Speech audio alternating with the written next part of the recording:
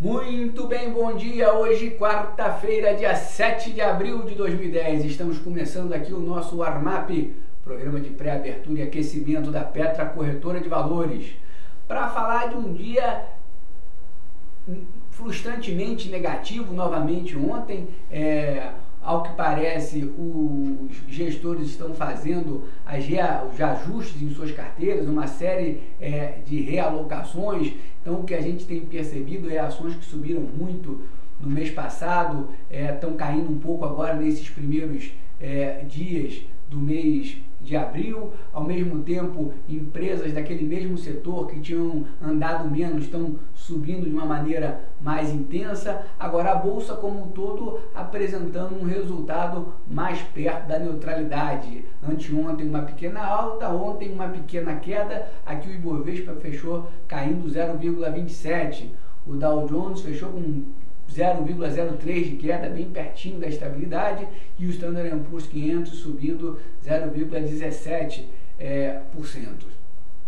Bom, o dia de ontem foi um dia com indicadores econômicos não tão relevantes. O que foi mais importante foi a ata do Fed divulgada no final da tarde, a partir das 3 horas. Então, durante todo o pregão, os mercados, tanto brasileiro quanto americano, ficaram num compasso de espera, e conforme foi sendo divulgada a ata do Fed, a Bolsa Americana chegou a ensaiar um movimento de recuperação, deixando de ficar negativa para se tornar positiva. No final do dia, acabou fechando o Dow Jones aí bem pertinho do 0 a 0.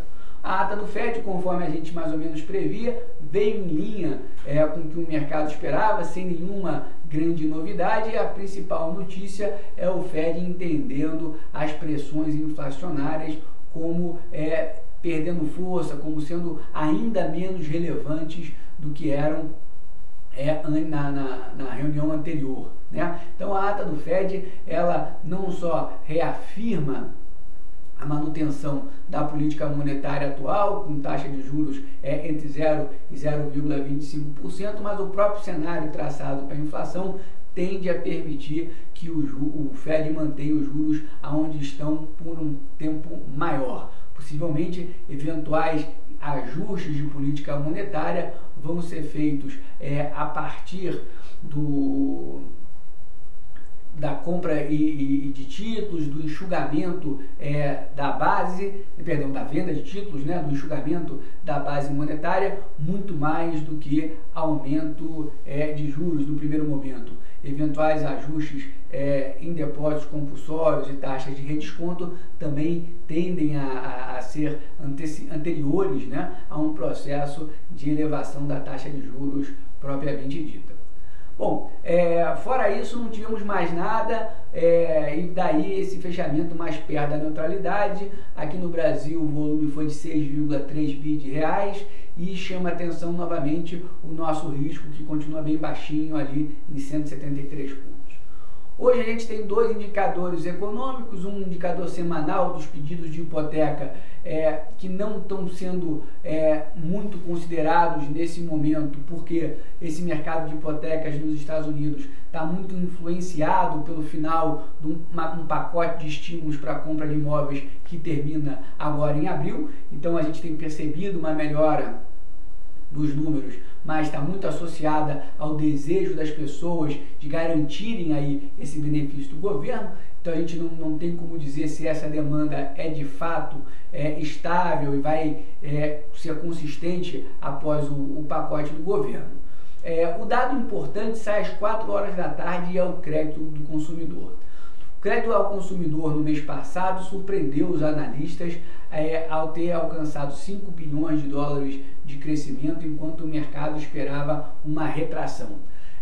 Uma nova notícia positiva do lado do crédito ao consumidor seria muito favorável aos mercados, uma vez que a gente já vem vendo uma recuperação em vários indicadores, e essa recuperação chegou no emprego, chegou na confiança do consumidor. E se a gente voltar a ter uma recuperação do crédito para a pessoa física, a gente perceber que está se ampliando tanto a doação de recursos como a tomada de recursos pelos consumidores, essa é uma variável muito importante e ainda pendente de sinais mais claros de recuperação. Se o crédito consumidor apresentar um número positivo, ganha ainda mais consistência as perspectivas favoráveis ao consumo nos Estados Unidos que a gente passou a ter agora no mês de março. Então, um indicador muito importante, só sai às 4 horas, mas com grande poder de influenciar o comportamento dos preços.